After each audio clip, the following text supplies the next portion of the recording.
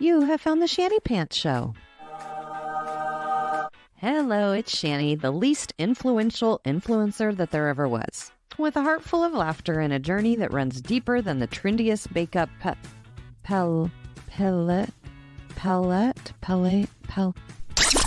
You may know me from my ridiculously comedic fashion and makeup tutorials on social media. But guess what?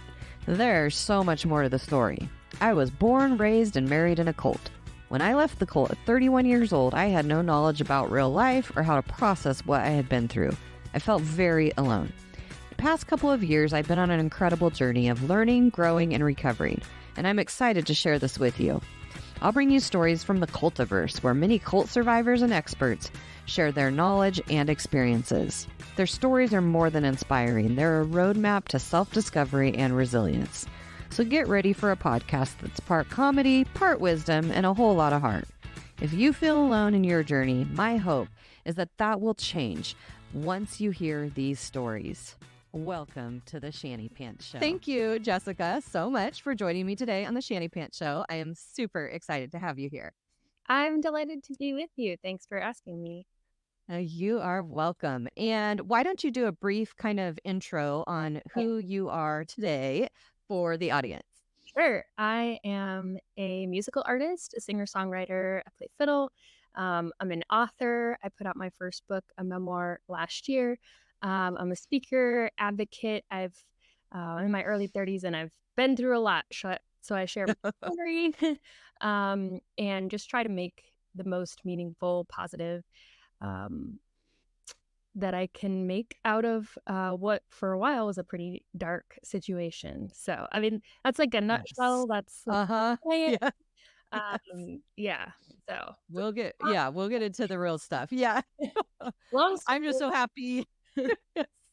I'm happy that you are where you are today. And I know how I kind of found out and stumbled upon you was I'm in the very cult world and doing a lot of research on cult dynamics and interviewing a lot of cult survivors, which leads into a lot of other kinds of abuse besides just a religious abuse, which is a lot of what I do. Not that all cults are religious, but that's kind of what led me to seeing you or finding out about you. I really don't even know how I stumbled upon your book, probably because I listen to a lot of books. So I think it came up on Amazon as like a recommendation. A recommendation of because I read all books about trauma and abuse and terrible things. So probably that's why your book popped up. Oh, yay. But yeah. Here, read this one. And you know Sarah Edmondson? Yes. Okay. Because I had done an interview as well with her Nippy not too long. Yeah. And that's we definitely will put your book link in the show notes and make sure people know about the book. But that is how when I contacted you, I was literally sitting right in this, and this is my little office space. And I have a door over here. It's just this big plywood door, and my husband covered it in canvas for me. And so I'll call it my therapy paint wall. Okay. So sometimes when I'm listening to a book or music or whatever, I'll just let my feelings paint. So cool. I was doing that as I was finishing your book, and I'm sobbing. Oh, and I was wow. I was sitting on the floor right here as I was messaging you on Instagram right when I finished it. And then I was listening to all your music, and I'm just like, oh my gosh. Wow. Amazing. Yeah. Everyone has to read this book. And I think like you said before I started recording, it's not a fun, beachy, easy read. No. It's an easy read. It's not, but not mentally or emotionally. Right. It is very deep. It's very dark. I mean, it is very, but it's also, I couldn't put it down. You did a fantastic job of writing the book. I was blown away. And for a first-time author, I'm just like, oh my gosh. Because I listened to a ton of books. So I was very impressed by that. And it was you listened to the audiobook, right? Yes. Yeah. Yes. So, I mean, this was my first book. This was my first time certainly recording a book and reading that. So the writing of it was so therapeutic and cathartic. And then reading it aloud, that was all over again. And um, yeah, so the story in a nutshell is like my history, like my growth. My book is called Unspeakable, and it's basically, although there were a few years where I was on TV and performing, and there was this outward picture. You thought you knew what the story was. Um, but my memoir is basically everything that I wasn't saying throughout that time. And my dad was really abusive in so many ways. He was sexually abusive, and that goes all the way back to my earliest memories. Oldest of 12 kids, we were in a family band, and I was kind of stuck in what became a sort of mini cult, a high control group, until I was in my early 20s. And so, like, the first third-ish of the book is just my growing up years, kind of getting to the point where there was a public story, and of course, that's the story starts. That was then, 18 years in. And then kind of the behind the scenes of that time, uh and then trying to get out, and how long that kind of took. And then the last bit of the book, maybe the last third, last quarter, is just some of the therapy that I got the opportunity to do and chose to do, and the wonderful support that I've had, and just trying to come back and reclaim a story that included so many things that I didn't choose, and so many things that I'll be trying to make sense of and work through for the rest of my life. But it was really empowering for me. I basically had two choices. Like, if I had the chance to maybe push a button and like erase all of the trauma, and like, I feel like that's a moral obligation. Like, you would never knowingly choose that, or it's just always going to be wrong, like abuse to a child. Like, it's wrong. Like, there are other ways to have challenges and grow. And so, but I, of course, don't have that choice, and no one does. Whatever it is that we've been through, especially when we're children, we're so dependent, and there's very little that we can do. And at some point, if we can have the chance to come into our own, these are the cards we've been handed. How are we going to play them? And for me, between music and performing on stage and telling a story, I either felt like I needed to run to the other side of the world, keep my head down, and just try to survive and never confront any of those things, or it was going to be such an uphill climb just to start telling a different story to myself, to the people around me, and then eventually, what was I going to say to the world publicly on record? And I felt, you know, a weight of conscience to try to live more honestly. And you start to see how your individual story is, where it fits in a larger categories. And certainly not the only child who was ever abused. I'm not the only person that was trying to get out of a situation, hard situation. And we've already kind of mentioned cults a few times. And that was something that for me wasn't immediate. I didn't start applying some of that vocabulary or patterns to my upbringing.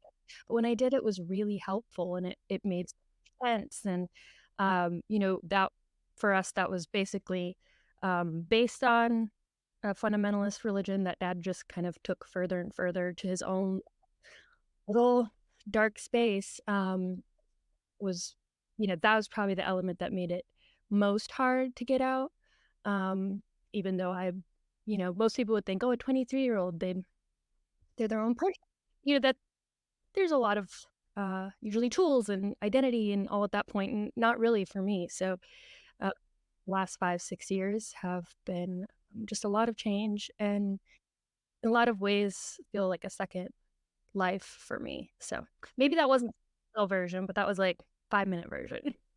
Yeah, no, that Yeah. is definitely, no, it's a perfect synopsis of the book, and I think, oh, it brings up, I'm starting to think about all the things in the book that I was, like so drawn to. But you did, even aside from the abuse, it's just so sad to me, because I'm like, you really had such an amazing life, like, and for the people on the outside, it's like, oh, what an adventure. Like, you got to live here, and you got to move here, and you got to travel here.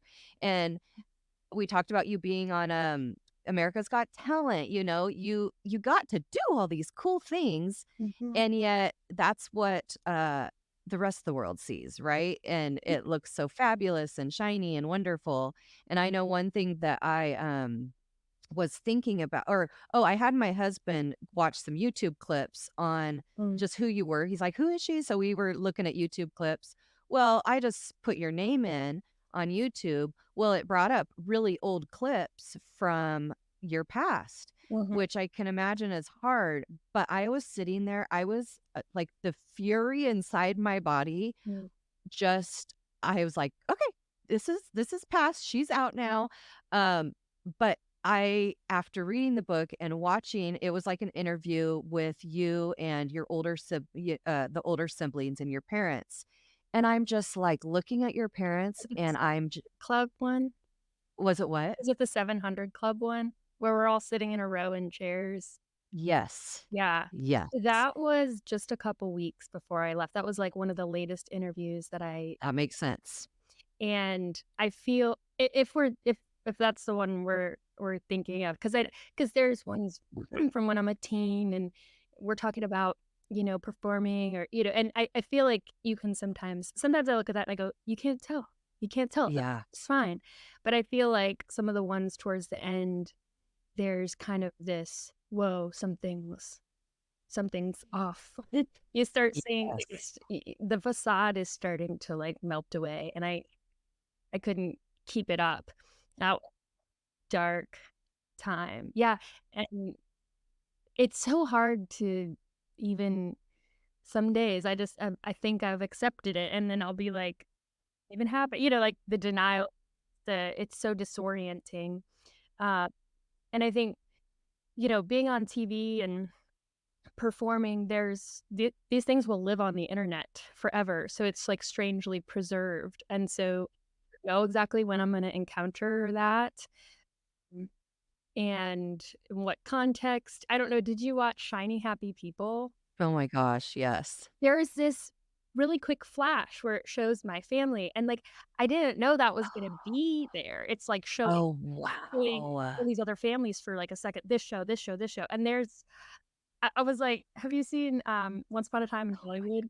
The meme of Leonardo DiCaprio being like Oh, yes. like, Yeah. "Oh." Oh, And just so weird. So you never know when that, wow. Yeah. or when people are gonna remember that version of the story and that chapter. It's wild because a lot of people didn't g it was this flash, it was this, "Oh, one of those big oh, reality. So what's going on now? You still perform?" And it's like, a lot of things have changed, I never know what to say. I'm like, "Google it or don't." I don't know. I know. Well, and it's so hard too, and that's what I truly loved about your book. Even if you were to Google it, you're not really gonna get the whole story. I mean, your stories, and obviously it's your story. It's not your sibling's story. This is your story. And I think, but you could Google it, you can do whatever, but you're still, Yeah. I could see how you could run into people that are just like, "Oh my gosh, I remember you from TV. How's life?" That maybe have no clue Mhm. what has happened in the last several years. Right. And, they're just clueless and not meaning anything bad about it. But I imagine, yeah, you can have triggers all the time that show up Yeah. in many different forms. Yeah, and I think to that point as well, I really did try. I think it's really tough. I think when you are talking about, especially stuff that happens in groups, in families, there's a lot of people involved, and I think it's tough to balance. I mean, I care about my family, and I don't want to do anything to hurt them, and I think, generally speaking, hopefully we can, as humans, be in a place where we don't wanna hurt anyone. But you feel loyalty and commitment to, like, the people that you know and that you love, and, that should never be weaponized to try to control or coerce or harm someone, and when abuse is happening within a family, that's exactly what's happening, and so you have this choice of, or the struggle of, how do I maintain honesty and health and boundaries and all of this, and speak truth and not, and, like, respect other people, and not make it some sort of war where people have to choose sides. And so, trying to figure out what to say, what not to say. I wrote almost twice the size of the book that, and then it was a really concentrated effort to, for me to write it had its own purpose. It was a process. It was, so good for me and hard and challenging and all that together. Choosing what to release was kind of a different consideration, and I've been helped so much by hearing other people's stories. We were talking about feeling like we're not alone, learning that we're not alone and how that can feel so supportive and so educational and like just so important. It's obviously a huge part of sharing why someone would share one story. It was a motivation for me. Um, and like I read Educated by Tara Westover, and I was so inspired and respected her. Um, I think her honesty, her skill in trying to tell her story, but acknowledging this is a family. These things happen in context. There were other people involved. You can't just, for me, also being on television, there's no point in me changing people's names. Like it, and the choices for our family to be public were not made by me or my siblings. Like we didn't choose that. It's the road our father put us on. And, that cat is out of the bag. You can't go backwards on that one. And more people, even if they're not on reality TV, I think with social media now, so many people, it isn't this really unique situation anymore where, not everybody has 10 years of their life on the internet, but like, yeah, now everybody kind of does. Yeah, right, right. And if you would have had that same dynamic back when there was more social media and stuff, you would have been all over the place. You would have been on every single platform, and so, well, I mean, you probably still are, but as far as your little family group was, Yeah. but yeah, that's It was very true. challenging. Yeah, so so to that point, while I was writing the book, I went back through my family band, the Willis Clan's Instagram, and it was Mm, helpful because at some point, I mean, mm. my first therapy session when I got out, it's like, let's try to create a narrative, or Ah, not narrative, but like a timeline. Everything's mm, jumbled in your head. Like, let's try to make sense of this for your own person. Like, nobody else is involved. This is not about a book. This is about you don't even know what you just went through. Like, there's right. processing. Let's just try to make an order, almost like Huh, a list. And eventually, when I was writing the book, I was like, I can get really detailed with this timeline because look, we were here on this day, and here's what I right. was wearing. And then it was like so helpful and hard to have something to plot through and make a timeline. And it really Mm, helped me pull things together. And it helped me be really accurate, mm, me to I bet. validate, um, what I couldn't process at the time. It was like, oh, we were on stage that day. And then the next day, I had a black eye, and it was like Uh, those things, all those happy things that you were talking about, like right. sewing the two stories together, Mm, mixing and intertwining in the way that it was, the true reality of the situation. That was right. tricky for me to even see because I lived it, but I hadn't been able Processed it or make sense of it at the time. yeah, that actually does make sense though, where that as hard as it is, it can be very valuable to kind of see your history lined right out Yeah, there and be able to kind of because even like the things like you talk about therapy and what you were wearing in certain times and so many of our memories like it could be a smell, it could be a visual thing, so to be able to kind of go through and get some of those, even if they're triggering some of these outfits or moments that spark something, is good because it's bringing it up and then you're able to process it now at a mhm, place you are now.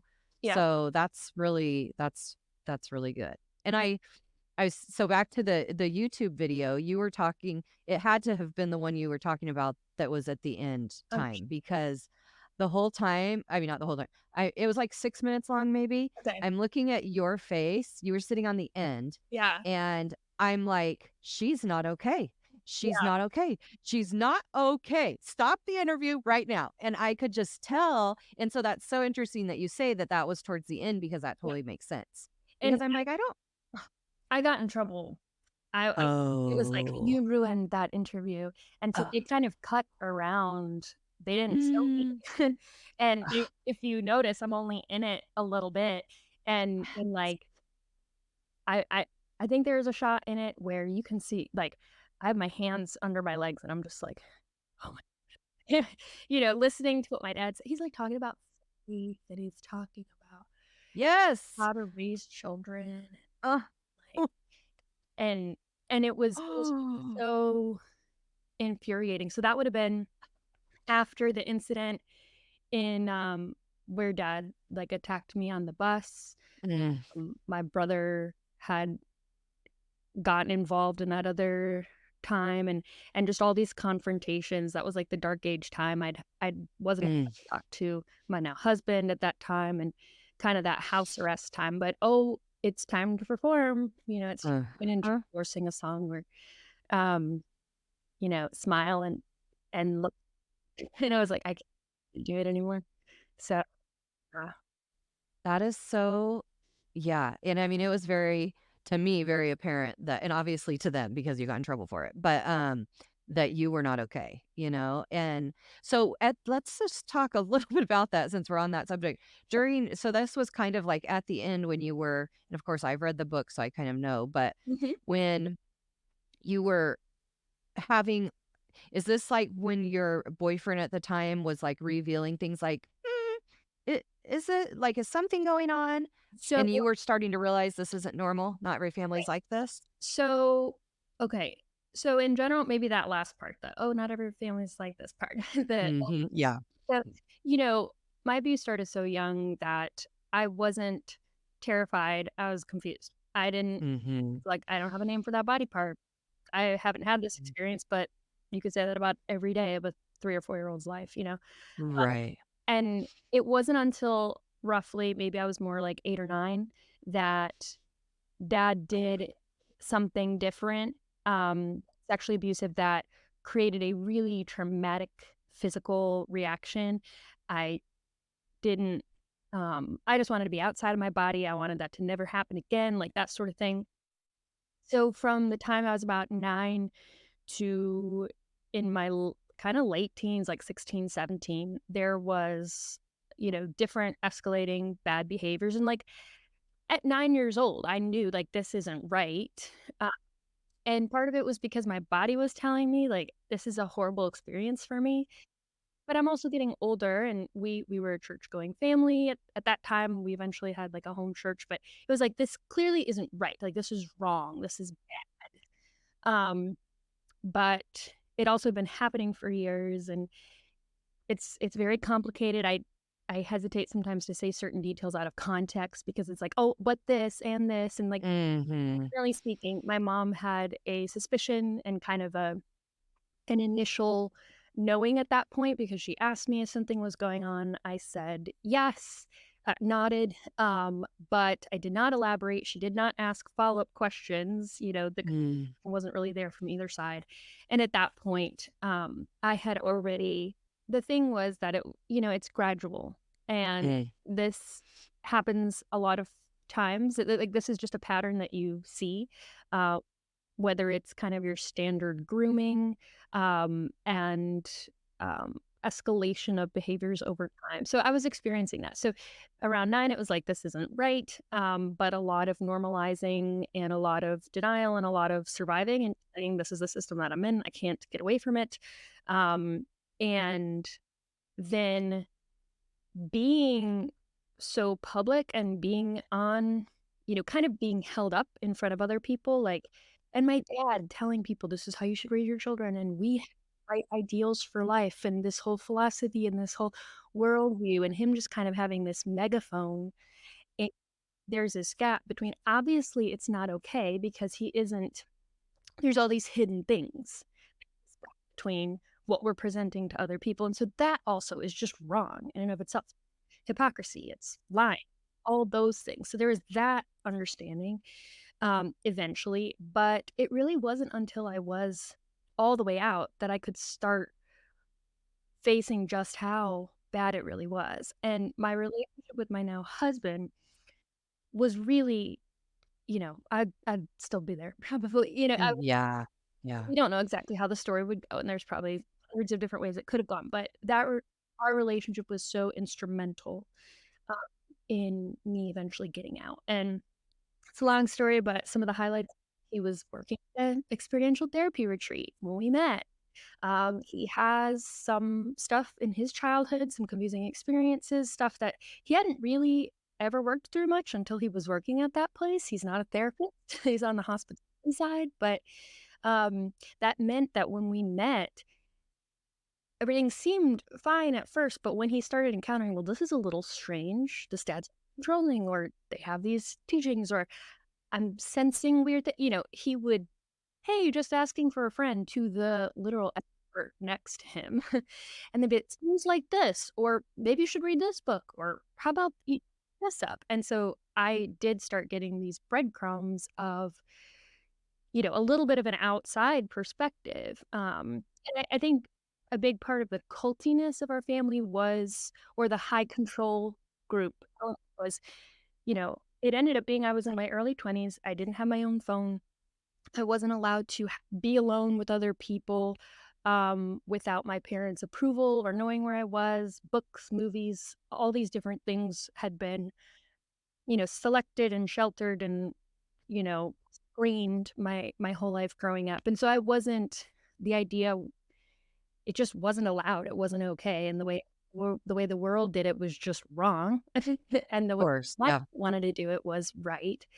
And my husband's dad was in music, and that's how our paths had crossed. And so I was allowed to. He came to our house with his family, and he'd come to shows, and it was kind of like, okay, but don't get your heart involved. You're not allowed to talk to this. You can't really build everything that you need to build an actual relationship. Privacy, autonomy, one of those things. I never heard the word autonomy. Like at some point, it was seems like you don't have any autonomy here. It's like, well, what's that? I clearly that. uh, Maybe I don't. yeah. And so at some point, as had happened with anybody else that I'd ever been interested in, a period of, well, you can kind of get to know them, but it has to be on our turf according to our rules and Mm, everything. And then at some point, dad finds something to not be okay with, and then that connection gets cut off. You're not allowed to talk to him. You're not, and sometimes mm. in the past, it was like, that person shows up, I'm gonna shoot him. And I was like, Ugh. and like Yeah. that threat hangs heavy when my dad said Mm. it. I didn't need to have seen him do that to fear a threat like that. Yeah. Uh, To know that it's possible.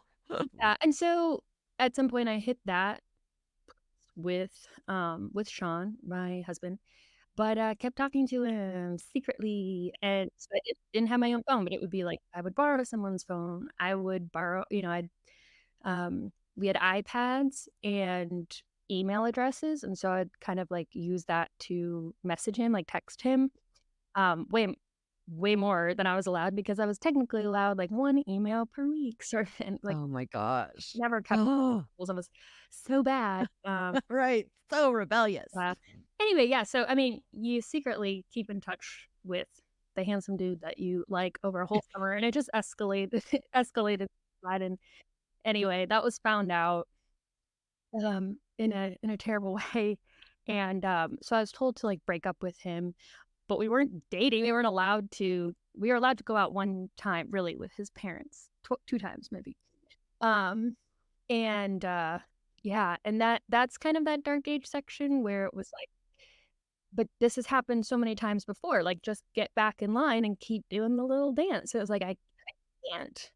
Uh, and I was starting to, again, I think through Sean's eyes and the little outside influence that I was trying to maintain, just how bad things were inside. And there's a reason why we cover our eyes when we're scared, and like, and we only it's hard to take when the scary thing is right there to like look it in the face. And that's those months were. And it was still about, see, that was kind of like October, November, so like there were still 4-ish months that I was with my family. And it became very violent. It became just a struggle every day. Um, and it's interesting because it's not 4 months of this in daily danger, but in a much more subtle, echoey sort of way. There's this pattern of a lot of times it does get worse before it gets better. Like, even just in little emotional things where you're like, oh, I thought I worked through that, or okay, great, that's in a much healthier place. Here comes the next thing, raising it, going, my time to be worked on, and it, it's through. You got to lean into those things, and I trust that process. It doesn't mean it's any easier, but at least I can acknowledge like, and that was the most extreme period of life. But it got a lot worse before it got better to just face what it was. Because if what you're doing is not admitting the problem, you have to admit the problem, you have to face it, you have to learn about it. All of those things have to happen before you can start working on it. That's how it works. Yes. Uh, Yeah. Well, and it's so nice for you that you had that, like, your boyfriend at the time, um, like you were saying, where he worked and stuff. You had this experience yeah, right in front of you to be able to kind of jump into, or at least have someone there with knowledge that could kind of point you in the right direction. it's totally insane. Uh, You look at the story, you're just like, what are the odds? yeah. You know how when Right. you're watching some movie and it's like, well, that's not believable because Right. what are the odds that it was the Yes. store that she walked in and he happened to work there, or they ran into each other at the airport, bumped, oops, spilled my coffee. Like, no, Yeah. you look at it and you're like, wow, that's how that worked. That's how Yeah. we got here to where we are now. And um I think too, it's interesting at some point for me to realize it. Oh, I kind of had to say things were so much worse than I ever admitted to myself. And at the same time, I've had so many experiences of going, I had a freaking privileged life in a lot Mm, of ways. mm, So many people that have all the bad experiences that I had, hmm. none of the good ones. Not, Yeah. and um and so there was a lot of beauty mixed in, and that's interesting to try to kind of hold space for and make sense of. And then the support part is like there are so many people that go out of the frying pan and into the fire, and I wouldn't have known. I just jumped. I went to stay eventually with people that I didn't know. I had a cousin that gave me a place to stay for a short, and then I moved in with my now in-laws, and I had met these people basically a handful of times from my family, and, these could have been eh the point is, like, I've learned is when you're in a cult, an abusive situation, domestic violence, like, your odds of being caught in those places go up astronomically, and, like, I landed in with a really good therapist. Not all therapists are created equal. Uh, Right. I was in a very safe place. I was with Mm, people that, although they weren't experts themselves, knew experts and were not afraid of leaning on professional care, and I was mm, encouraged that way. And then the whole thing with my actual situation, my dad, the investigation. My dad is in prison, and we for up to 40 years. And I mean, he's gonna be in his late 80s if he ever gets out, and I know that I have the majority of the rest of his life and or my life where I don't have to worry about him showing up and trying to pow reinsert himself in my life or exert power, anything like that. And that is not the norm. There are so many people I know, so people who have told me their stories, and part of their story is, and that person is still walking around out there, offending or not, or and just a different reality than the one I live in. And so I think that's a big part of just the privilege and the support. And I don't want to discount any choices or good steps that I've made. But so when people are kind of like, well, how, how do we stop it? How do we change? How do we reverse engineer like your choices? And like, I don't know how much of that is useful. I think sharing our story is useful, and I have gotten inspiration and educate other people's stories. It's just every situation is so complicated and so different that I don't think that it's always like, well, that was the right solution here.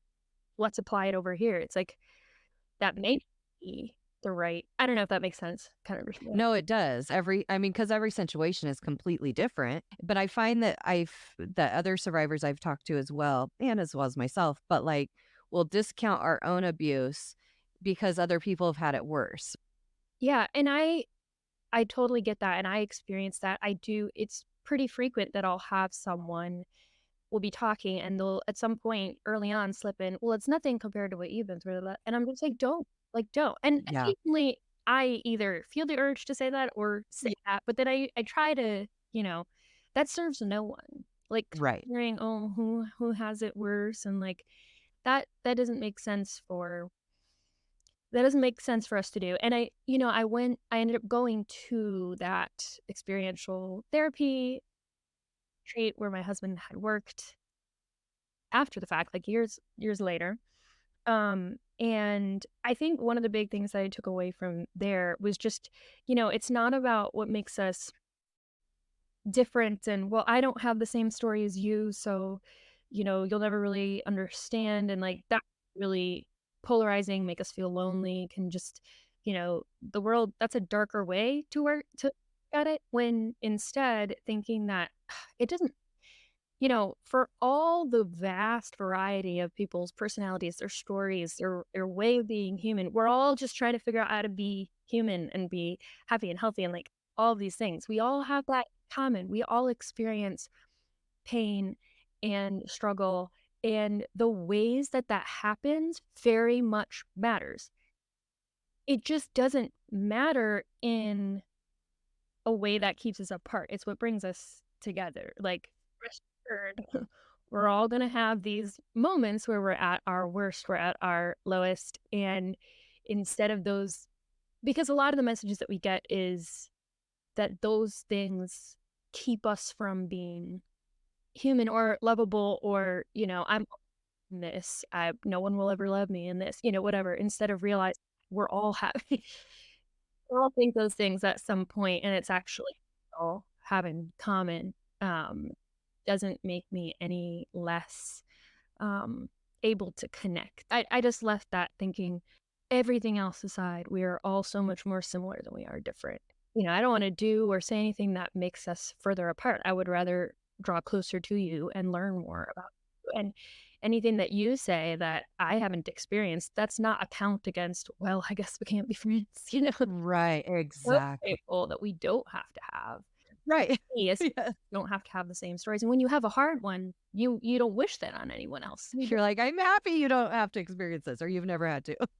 Exactly. Mm, So, yeah, and like, I don't know, I've changed my mind so much in the last I bet. 5, 6 years. So I also like being in a position.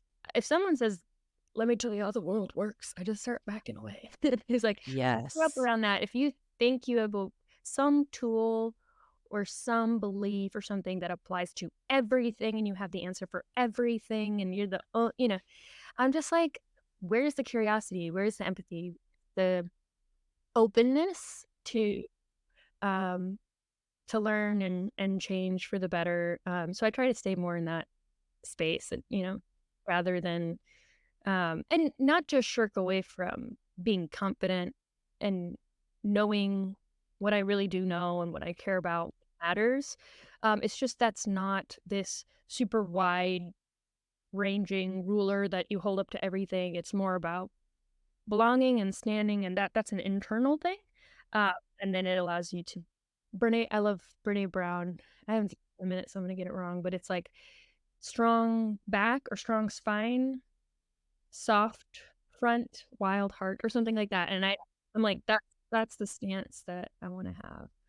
Yes. Oh, I love that. And And I think that's so, oh, I just love her too. But I like the idea. And I know for like me personally, I can get very easily just hard everywhere, like Yes. everything, because it will upset me, or, Mhm. it makes me angry still, or I'll feel bitter still about stuff. Uh-huh. And it doesn't serve me anything to be that way. And it's a learning process. And it doesn't mean that there aren't days that I still feel that way. Mhm. But it is definitely, like you said, having that soft front of Mhm.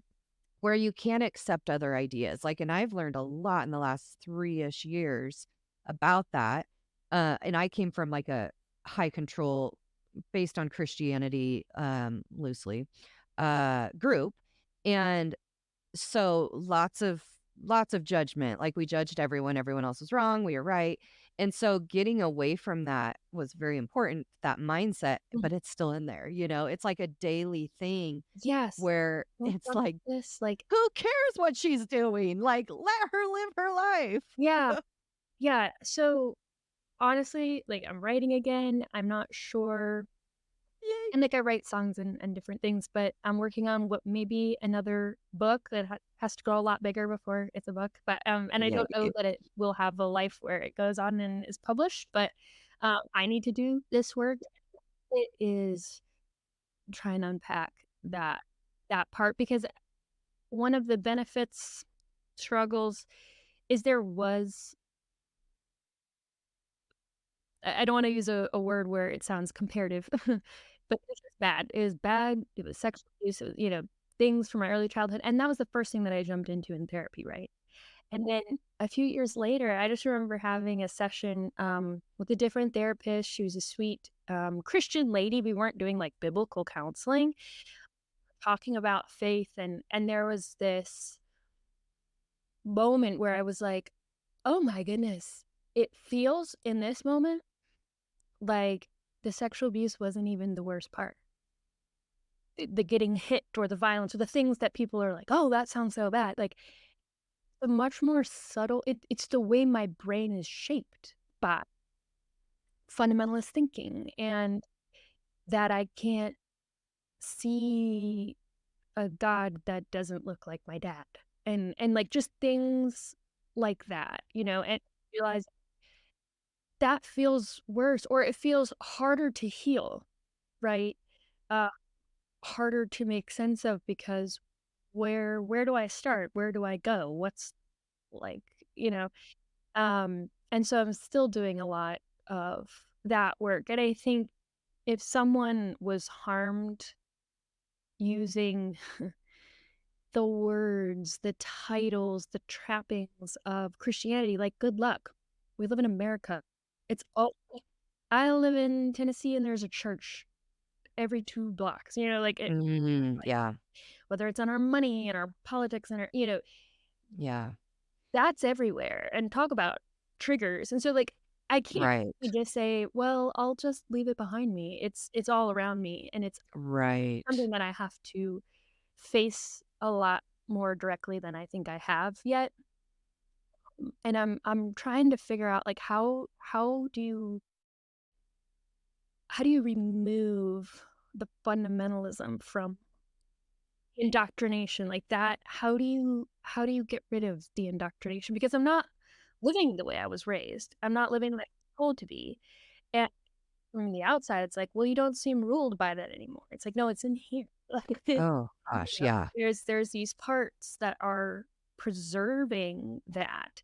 And it's strangely like, do I need to cut off my own arm? Like, what is this me? Or is this something that someone put into me?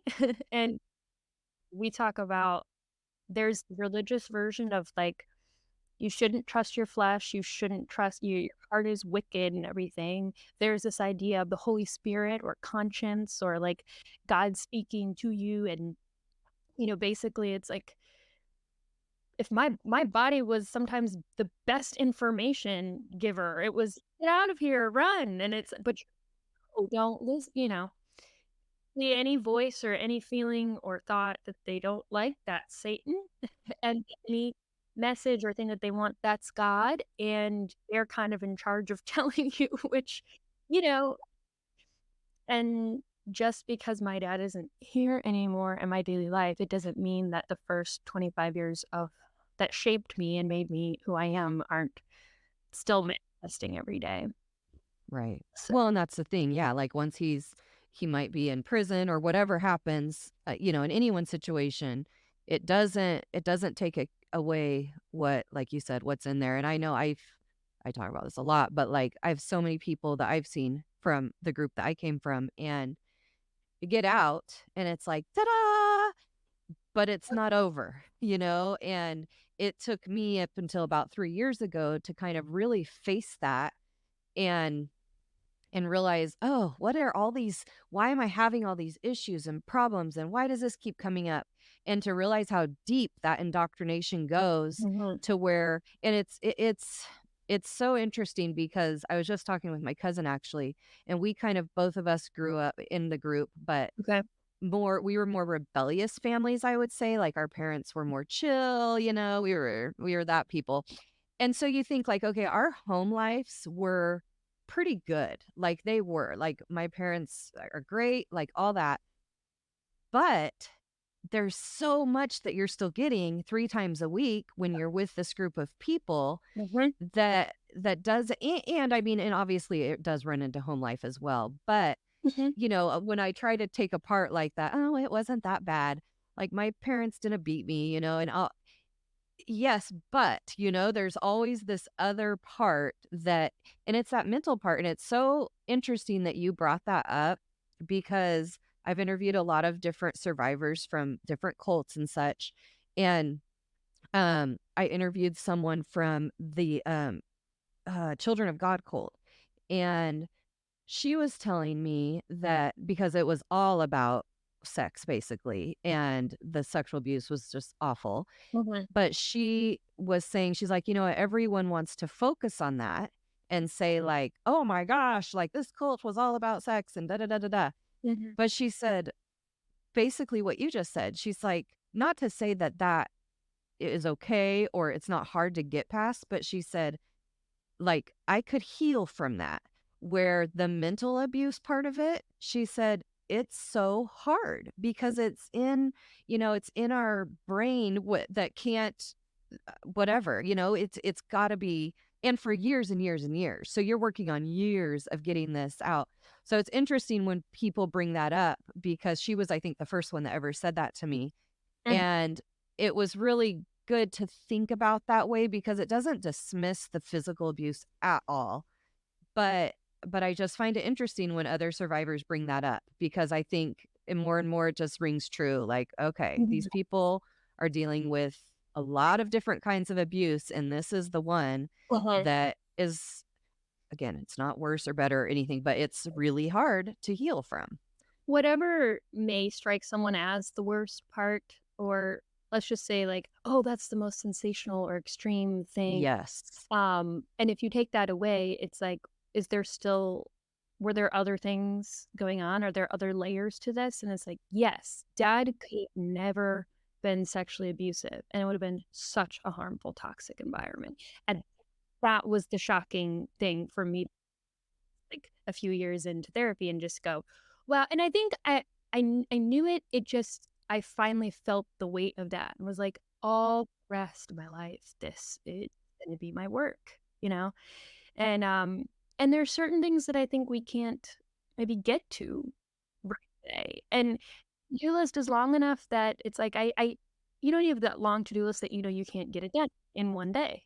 So you have to be okay with pacing it out, making a plan, and so as long as if someone comes to me and they go, "I'm hurt by this," or "You have this issue," or "When are you gonna address this?" It's like, "You know what? I am working as hard as I can." Like, I'm always trying to be at my max. I can whatever I can emotionally deal with, whatever I can, psychologically handle, I wanna be doing that work. Part of it is to advocate for my own safety and well-being, and it isn't anyone else's timetable other than mine. Um, and, if someone's working hard, you don't come up and go, "Why haven't you cleaned that side of the room yet?" It's like, I'm getting to it, you know? There's a there and there's a commitment. Um, and at the end of the day, like that's all that I can do. That's all that any of us can do is be committing to our own work, and it's not gonna look the same as everybody else, and you never know what's gonna be particularly helpful. So I Right. there's a lot of different therapeutic modalities that Mhm. I tried yet. I'm gonna get to it as soon as I Yes. or can do or, uh, Yes. and, I particularly really like looking at, "Hey, what's something that's free, that's accessible, that I can do?" And everybody's different, but, like, writing for me, it's so Yeah. and it's not gonna be this one, it's not a, what's the word I'm looking for? Something phrase kind of like fix all. That's not the phrase I was looking for, but it's not a magic bullet. Uh, doesn't do everything, but it never's hurt. It's always helped. Some it's not gonna be everybody's cup of tea. Musical expression, artistic expression. I'm stuck on the you have, like, a door that you painted on with, like, I Oh, yeah. so Here, let me turn my computer so you can see, like, that's my door. oh, that's so beautiful. I love Isn't that that fun? color. Yeah, and then I Cool. have well, I don't know if you can see, I have, like, canvases Oh everywhere, my but goodness. I know, I you thought know? it was just like this beautiful tapestry or something. That's cool. Yeah. It's fun, and I'm not an artist at all, but for whatever reason, that release of Through the Brush, I'm like, "Just let me scribble," because it is amazing. Wow, yeah, and I just think you never know, and I hold to that, I don't know if it's an actual quote or just the sentiment, I've seen it online, and I'm always like, "Yes, I needed that reminder that I trust that there's people that I haven't met yet that are gonna love me and I'm gonna love them, we're gonna be best friends." There's hobbies and art and places and things. There's so much brightness and beauty ahead, and I think of all the things I already treasure and value and love, and it's so exciting to think that doesn't have to be the totality of all of those good things, like, there's more to explore and more to find. We've talked a lot about the heavier stuff, so, like, I just feel really grateful. I think you've been through something really, really hard where you thought you were gonna die, and that could look different for everybody, and not everybody comes to that moment or moments, but when you really think, "I probably won't survive this," and you do, I think it really changes everything, or if you let it.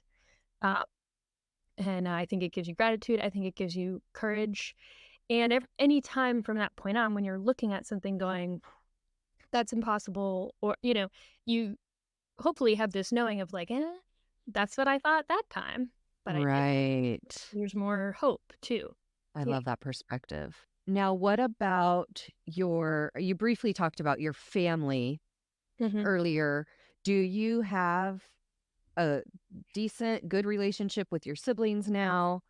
Yeah, so I want the best for all of them. I don't Our stories were so inter every family naturally, your stories were intertwined, but ours being on TV and having this narrative about who we were, what we did, like, one of the best things is our narratives are not like, we live our own lives, and I don't that doesn't speak for me, and that's just that is so much better. But I would say generally speaking, without, you know, respecting that boundary, but also saying, my mom was really supportive of me putting out my book, and I really appreciate that, and, I sat my family had the book about a year-ish before it came out, and so that just brought up a lot of stuff, a lot they each have their own different stories. It's kind of funny, I feel like when I say this, like, our relationships are kind of the best everybody's doing the best they've ever been. That's just a so, and I think it remains to be seen, and I hope that the most that anyone can hope for is that family can be a support and not a storm. And we all did a lot of things to survive. And as we were talking earlier, like everybody's journey is not going to be the same. People are on just different roads than me. I've just still keep doing music. That we would associate with our family. Well, lots of people aren't doing that anymore. And I think that's fine. Like, no one should be weird when someone kind of pops up on the internet who's like, "I really wish you'd be on your on TV again." I'm like, no chance about the TV part. Or "I wish you would sing with your siblings." And it's like, we're all so much better for the fact that we're Y not. yes, Not yes. isn't like the thing. And I think that always was artificial, right? Like that Yes. it actually wasn't it's not that we weren't there in our human form singing together. Like that was real. It just it wasn't gonna the minute that dad, you know, Yeah. forcing it, like, it would just yeah, I remember one interview I saw on YouTube, and I don't know if it was the same one or a different one, but your dad or I know, oh, it was your mom talking about, some are really blessed like Jessica, and then so and so, we really had to work on teaching them to sing, and I'm like, "Ah, just no." that can shock me looking back, like, that was that's what the party line was, that's what we said, and, like, all of us knew how to tell that story because people are just like, "Does everybody really wanna be doing this?" And it's like, "Oh, yeah, nobody has to," and it's like, "Yeah, you do." And, "Oh, everybody has their different." We let people do all sorts of different things, it's like, there were plenty of people that wanted to go in other and the other thing is, I was just talking with some of my younger siblings the other day, and I was, like, bringing up memories, and they were just kinda like, "We don't even remember living with you." And I was like, Oh, wow. "Oh, yeah, because you were 3." Like, you Oh, know? And so, there's 12 kids that are there's basically, like, 5 families within yeah. the family because there's the kids that grew up in Chicago before there was a band, before there was a this, and then there was money, and we moved, and there was that life, and then there was, yeah, that weird TV for 5 years, and then there was post everything breaking up and dad going to jail, and, like and so our experiences are radically, radically different. Yes, and Um, there's such a huge rate like, how old is you're the oldest, correct? I'm 31 and Okay. sibling is 13. So, it's radically different. I love them all, and I want them all to be happy and healthy. And, I think that we all are gonna be figuring out how to make do with what we have, like everyone does. And I think that understanding like, when I first landed in therapy, I got the shit scared out of me fast. Not that that was but just like, "Hey, you are at risk for" it's like when you go to your physical and someone goes, I don't like those cholesterol levels," or "I'm gonna specialist. I'm worried about that heart murmur," or something. And it's like at risk for, toxic relationships, romantic relationships. And honestly, just the relationships part, whether it be family, romantic, whatever. I don't care how much money you make or how many houses you have, or there's a lot of success that you can have that if you can't connect with other human beings or yourself well, that is gonna harm you. And, inter trauma, abuse, inter-family, personal things, that's really hard to work on. The spiritual part, the psychological part, the mental part, like we've been saying, like, yeah, the risk factor for relationships, for health things, for depression, for addiction, my background tells me I'm at risk for all these things, and I am committed to keep trying as much as possible to stay on, on one side. This is get out. I wanna be on the side that's beating the odds and kicking those cycles and, you know, chilling things like not all, victims become perpetrators, but most perpetrators were victims, and so it's like bring facts, and so when I look at even some of my younger siblings, I'm just like, I wanna be, um, truth-telling and honest and not scare them or any other survivor. I advocate so hard, like, I'm like every single survivor, whether I'm related to them or not.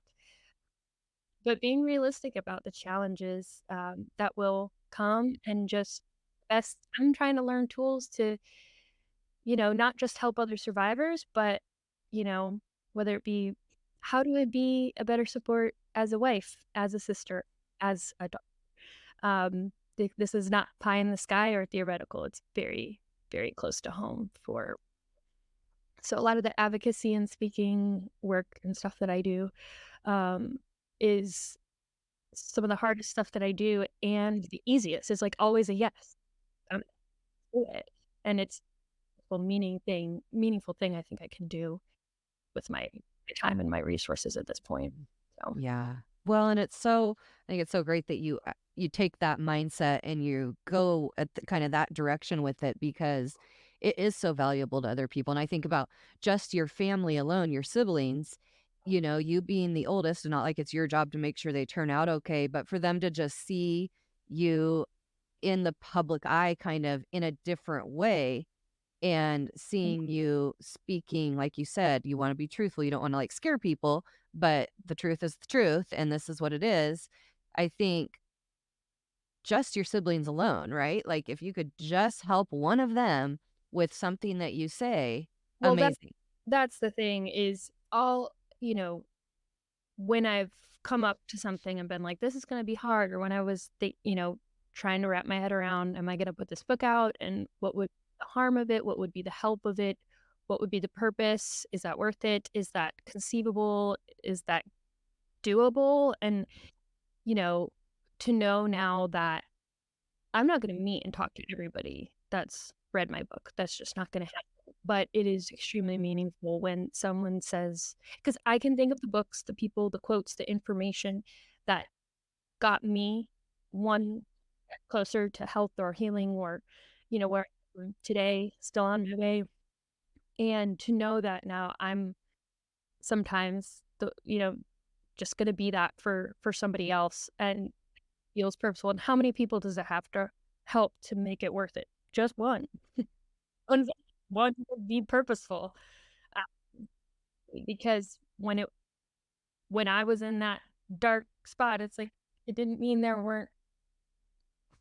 wasn't a whole planet full of people with their needs and their wants, but that was my moment where it was like, I'm either not gonna be here anymore, um, or this is all about to change. And I know um, that is kind of happening all the time. I've talked to multiple people now that have said, you know, I reported my dad after I read your book, or I after I read your book, and it's been really inspiring to meet a lot of people that are, you having this podcast, you want space for these conversations to play a role in being part of that change and lifting up people's stories and getting them information that's encouraging or helpful.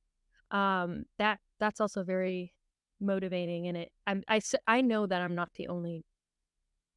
It's not just I'm not the only one who went through the hard things. It's I'm also not the only person working on this problem. So you may not be surrounded every day by other and survivors, but then I think the internet can be a weird Mm. place. But it's funny, I because of social media, I would have seen Right. stuff, Yeah, right? Like, we are exactly. really connecting because of that. So whatever Right. more Yeah. strange things there are, I'm really grateful for the connecting space, and it's Yes. an amazing tool um, for trying to make that change, I think. Yeah. Yeah, and getting that I think even just like I was saying the last 3 years, kind of the connections I've made, Mhm. and whether it be in being on podcast or just, connecting online or whatever, but, there's a lot of people out there, and I think with as I'm seeing this kind of community grow, it's awesome because I talked to Brielle Deckler. She's, let's see, Warren Jeff's, I think, like, his 17th wife or something, but Oh, she was yeah, and she's awesome, and she's advocating. She works at, like, a resource for women getting out from underneath that right. whole thing, yeah. Yeah. So she's fantastic, but what was my point? Talking to her I know what she had said is she had kind of, like, said, "Oh," like, it because the place she works at is, like, Christian based. So she's Okay. like, "Oh, I'd really like to, you know, for now, I have to have my nonprofit under them because I need blah, blah, blah, blah, but I really wanna get out from the Christianity part of it." Hmm. And I told her, I said, "Here's the thing, that's great, like, whatever you want to do is what you wanna do," but I'm like, "While you're doing what you're doing, this is so impactful for people. It doesn't matter if it's still Christianity based or whatever. The women you're working with that are coming out from these situations, you're where they need you right now, you Mhm. know? And so like don't like I don't know, devalue, I guess, what you're doing because you're doing great, you know? So the way that I think about that is that everybody, just like we don't need to compare our hurt, we don't need to compare, well, who's being most impactful with their help, because we just need more of it. We need more people. We need everything from people who are just, they open their homes and they're a safe place. They don't have to be, you don't have to be an expert. We obviously need really good professionals and therapists and experts, and we need much more research about neuroscience and psychology and like studies about trauma. Like we need all of it. We need Brene Brown, we need people like Sarah Edmondson, we need, what are your skills? You like talking with people and you got a mic, maybe your podcast. You like to, someone ever look at you, but you can write, use that, and people that, um, when you get into the advocacy space, there's a lot of charities, there's fundraising. You might be a small business owner in an affluent part of town. What can you do with the fund? When you realize $1,000, $5, $100, what can that do for children at your local CAC, a CAC, Child Advocacy Center? And it's where children who are sexually abused are interviewed, and they can get, forensically interviewed, but then given support. And they try to do things in the least traumatic way, to start providing immediate support to children. And it's just like, okay, well, there's almost like no better cause. Again, not comparatively. It's just like when you realize the numbers in your own community. Legislation, guess what? Work for you to do. You're just come with kids, and it's like there's prevention, there's skill, these things. So I just love telling people there's so much work to do, and there's something special and or unique that you don't have to go do anything. You don't have to go be anybody different than who you are. There's something to offer here. It's going to to really the needle. And there's just so many different roles to play. And Mhm. it's a beautiful thing. We all need Yeah, each right. And other.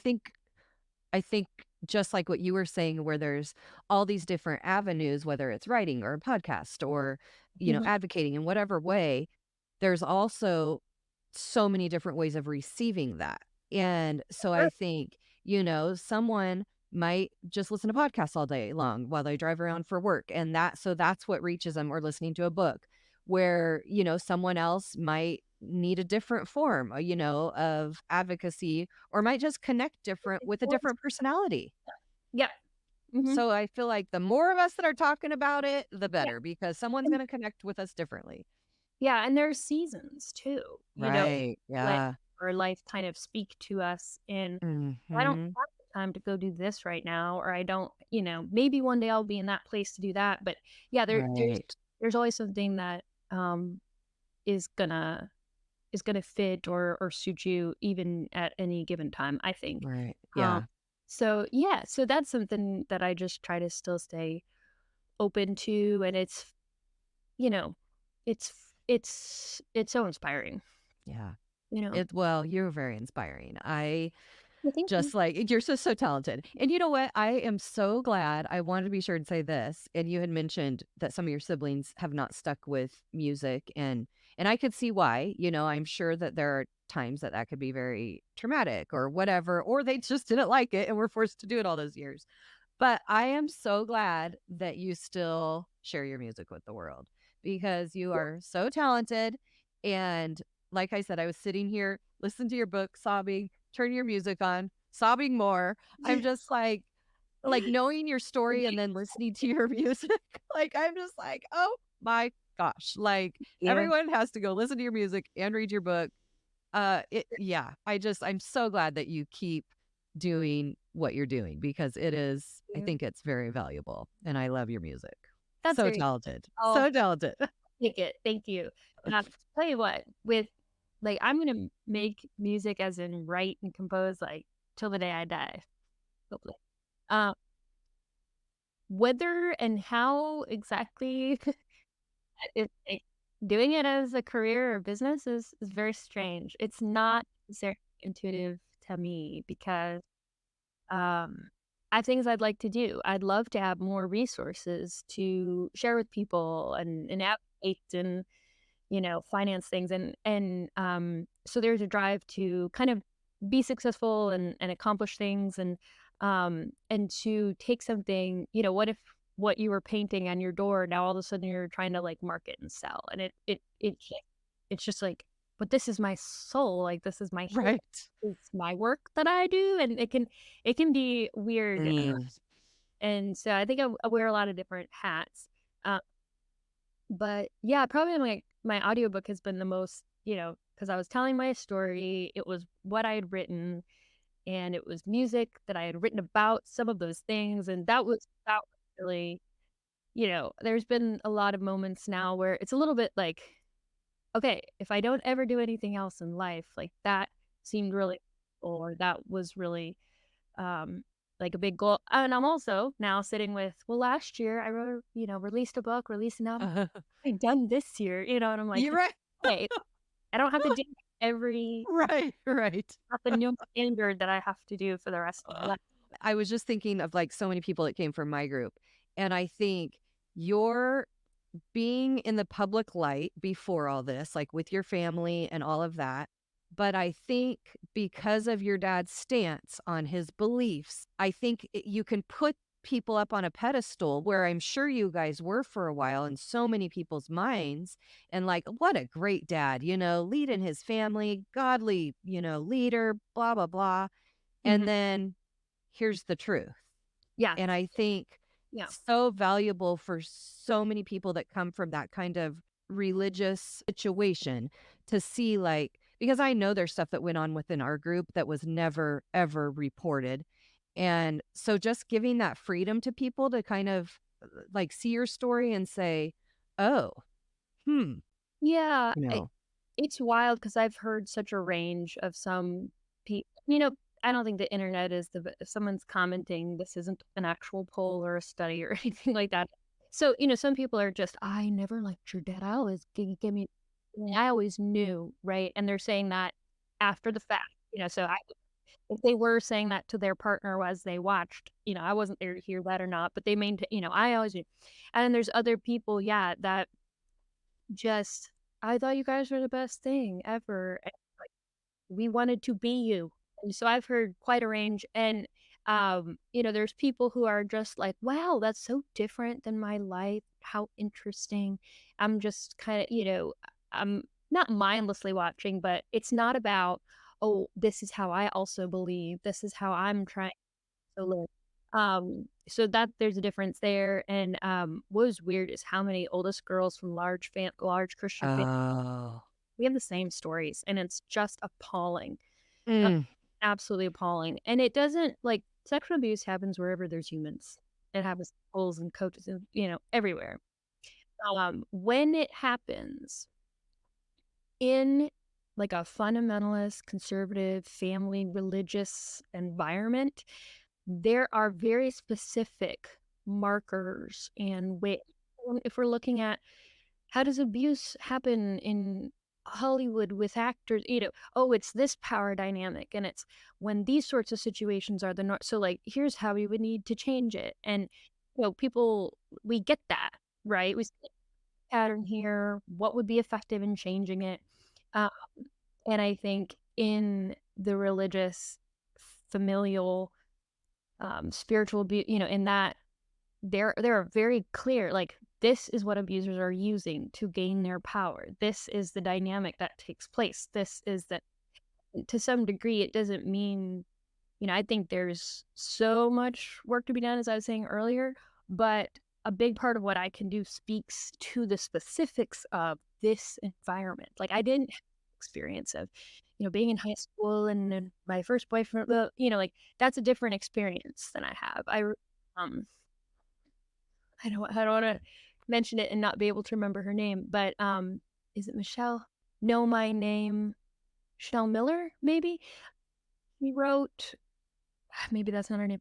She wrote about her experience. She was raped at Stanford, I believe, and she had gone anonymous for a while through the prosecution, the trial, and everything.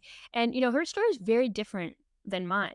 I so appreciated her being willing to articulate her experience and sharing, and I was able to learn a lot in the ways that we have experienced or struggled with some of the same things. That's helpful here and now. But I wouldn't otherwise know a lot of the things that she shared and talked about. So I think it still remains to be seen how much should I and will I lean into just kind of systematically looking at these environments, because it's weird when you're walking around and you're like, some people aren't even aware this is happening. And I feel like the canary in the coal mine, like, hello, hello, alert. Awareness needs to be raised. And then you have the difficult challenges. Well, how do you articulate this? And what do you propose to do? And what seems to be the pattern here. So yeah, I to that point, that's very much in the forefront of my mind these days, and understanding, seeing other people come forward and saying the same thing. Mm-hmm. And a lot of people aren't going to be in a position where it's going to be safe for them to share their story. I think that's Right. important to remember. And so there is this, like, with the privilege kind of comes this responsibility of, like, it's never going to be easier. Like, it really does speak to, hey, this is kind of a calling, like something that I should do for myself. And I can't really speak for others. There's just so many other people that won't be able to step into this role. And just the surviving part, the thriving, the living, like, that's a victory. And no more is required of you. You don't, you go out and become this, I think we want to be careful that we're not, well, the ideal survivor is who is going to be able to tell their story and be up on stage. And then, like, you don't have, there's work that can be done without that element being brought. Everyone needs to go listen or read your book because it was fabulous. Yeah, thank you so much for just sharing your platform and your way with me, and for reaching out. I want to do more of that myself in my life, and just reaching out and connecting with people. And because I rarely do I ever regret it. There's just beautiful that comes. And to well, thank you so much. See you next week. Thank you so much. Yeah, absolutely. I'll bring my coffee and we'll be good to go. Sounds good. Well, thank you all for joining me for another episode of the Shanny Pants Show. I really appreciate you guys hanging out with me every week. You can find all of my links to all my social medias, anything your heart desires, at shannypantsshow.com. You can even find my amazing merch is back up and running there. And you can email me from there, all the things. Also, you always ask, how can you help me out with this whole podcast situation? You can subscribe to my podcast. You can leave reviews. You can share it with friends. I appreciate it all. So I am super excited to bring you guys the rest of the season. It's going to be amazing. And I'll see you next week.